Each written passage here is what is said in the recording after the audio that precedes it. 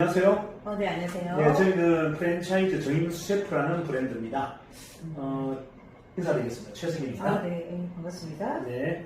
우리 고객님 주변에 혹시 지금 부동산 하시잖아요. 네. 저번에 상권에 보면 상권 입주자 중에 아직까지 그 어떤 업종이 결정되지 않은 아마 고객분들 계실 겁니다. 네. 자, 그런 분들 오실 때 저희 브랜드를 한번 소개해 주십사 해서 제가 잠시 방문했습니다. 네. 자, 저희가 갖고 있는 브랜드는 총 4개입니다. 수세프 치킨 메뉴 하나 있고요. 브랜드. 그리고 수 카페 24라는 무인 카페 브랜드. 자, 그 다음에 수 도넛이라는 담백하고 기름기가 하나도 없는 아주 맛있는 도넛 브랜드가 있고요. 마지막 분식 브랜드. 4가지 브랜드를 가지고 있습니다. 자, 그런데 이제 우리가 프랜차이즈 가맹 사업을 하는데 가장 어려움이 뭘까요? 어려움이? 일단 초도 비용이 너무 많이 들어간다는 거죠. 너무 많이. 그렇죠. 뭐 보증금을 제외하고도 뭐 인테리어비 한 3천만 원, 뭐 가맹비 한 1천만 원, 그죠? 기타 뭐 교육비 한 800, 뭐 이런 여러 가지 비용들이 들어가다 보니까 혹여나 내가 가맹 사업에 실패했을 때 올 수 있는 데미지가 너무 크다라는 거죠. 그렇죠. 그래서 막상 누구한테 권유하거나 이렇게 하기도 되게 어렵고 막상 내가 하기에도 내 배우자를 설득하기도 되게 어렵다. 맞습니까? 그렇죠. 자, 이런 상황에서 저희가 만든 브랜드는요. 일단 가장 중요한 건 최초의 강원 오픈할 때 들어간 비용이 거의 들어가지 않는다. 가맹비 가맹비가 없습니다. 없어요? 교육비는 딱 10인 것 같습니다. 초도 물량 일부 들어가긴 한데 그건 굉장히 미비한 비용이고요. 그다음 인테리어에 대해서도 특별하게 저희가 권장하거나 강요하는 게 없습니다. 점주님이 원하는 만큼, 원하는 형태로 하실 수 있다. 그래서 초도 비용이 거의 들어가지 않는다. 혹여나 또 가맹사업을 하다 보면 뭐 본인의 의지하고 관계없이 좀 안 될 때도 있죠, 그죠? 그래서 이제 폐선을 할 경우가 있겠죠. 자, 이랬을 때 보통은 뭐 몇천만 이상의 손실을 보게 되죠. 하지만 저희는 이게 정산을 해보니까 500만 원 정도 폐점 손실이더라고요. 이유가 뭐 간판 하나 정도 버리는 거.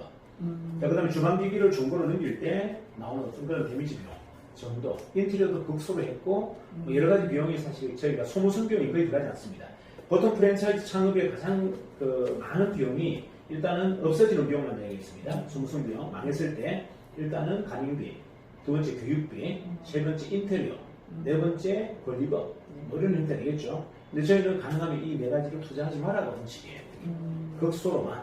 물론 프리미엄 매장으로 할 때는 가능하겠지만 하지만 기본 표준 매장은 저희들은 이런 경우를 가능하면 하지 말아가 권고사항이에요. 하다 보니까 누구나 쉽게 해서 떠날 수 있고 심지어는 내가 내 배우자와 할 게 아니고 내 다음 세대인 내 자녀나 조카나 이런 친구들에게 직접적으로 권장할 수 있는 굉장히 메리트 있는 브랜드다. 자, 그러면 과연 이 브랜드가 그렇게 손쉽게 할 수 있고 망해도 데미지 없다가 중요한 게 아니라 과연 기존 브랜드만큼이나 경쟁력이 있을까? 그들과 어차피 우리는 경쟁을 하게 되는데 자, 그럴 만한 특장점이 있느냐라고 했을 때 일단 저희는 튀김이 압도적입니다. 맛이요? 튀김이 어느 정도 압도적이냐면 일단은 튀김은 보통 사람들이 먹을 때 가장 불편해하는 것은 기름이죠. 근데 기름기가. 자, 그런데 통닭이나 돈가스, 도너츠에 저희는 외면에 기름을 묻지 않습니다. 그 이유는 동물성 기름이 대부분 재료에 묻게 돼 있어요. 근데 저희는 특수한 튀김기를 튀기다 보니 물과 기름이 혼합되어 있는 튀김이다 보니까 모든 동물성 기름이 물 속으로 가라앉습니다. 그래서 식자재나 튀기는 과정 속에서 기름에 노출되지 않는다는 거예요. 동물성 기름이 빠진다면 식물성 기름은 우리 몸에는 굉장히 유익한 기름이죠. 그렇죠. 자, 식물성 기름으로 담백하게 튀겨내기 때문에 일단은 먹어보는 사람들 입장에서 봤을 때 최고의 튀김이다. 뭐 통닭이 맛있다, 돈가스가 맛있다, 도넛가 맛있다가 아니라 어떻게 튀김이 이렇게 담백하고 이렇게 쇼부터 할 수 있느냐. 너무 맛있다라는 표현을 하죠. 자, 그래서 일단 이런 그 부연적인 설명보다 우리 고객님이 직접 오셔서 한번 저희 식자재를 드셔보시고 자, 커피나 음료를 드셔보시는 것이 가장 이상적일 것 같고요. 그렇게 드시고 나서 제가 드린 말씀이 합당하다면 저희들과 가족이 되어셔서 한번 가맹사업을 한번 진행해 보셨으면 좋겠습니다. 자, 그런데 이거를 우리 선생님께서 하시라는 게 아니고 우리 선생님께서 이런 내용을 누군가에게 전달했을 때 우리 선생님에게 드릴 수 있는 인컴이 제가 가져가는 수익 구조가 있겠죠. 제가 가져가는 수익 구조의 절반을 제가 드리겠다. 제가 직접 안 해도. 그렇죠. 속이 많이 주셔도 당연하죠. 그럼 튀김기 판매 수당의 절반, 커피 판매 수당의 절반, 그리고 식자재 공급하는 마진에 대한 절반. 자, 그러면 우리 사장님이 일회성 수당을 가져가는 것이 아니고 가맹 본부가 가져가는 로얄티인 재료에 대한 마진을 가져가야 됩니다. 그것도 계속. 그렇죠. 한 번 나오고 많은 거잖아. 계속적으로 반복되기 때문에 만약에 한 4, 5점, 5점 정도 이렇게 만약에 은회해서 재구매가 그 식자재에 대한 재고량이 나오기 시작하면 아마 지금 하고 계시는 현업에도 별로 관심 없으실걸요? 너무 힘드네요. 왜냐하면 지금 현업도 결국 오늘 내일 새로운 계약이 체결돼야 나오는 수입이죠. 그렇죠.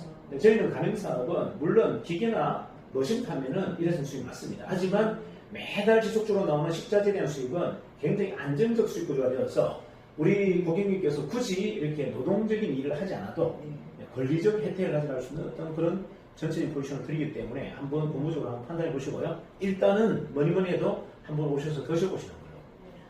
네, 갑자기 저기 매달 나온다니까 예. 관심이 확 생기네요. 그러니까. 좀 언제 가면 될까요? 예, 내일 당장 오십시오.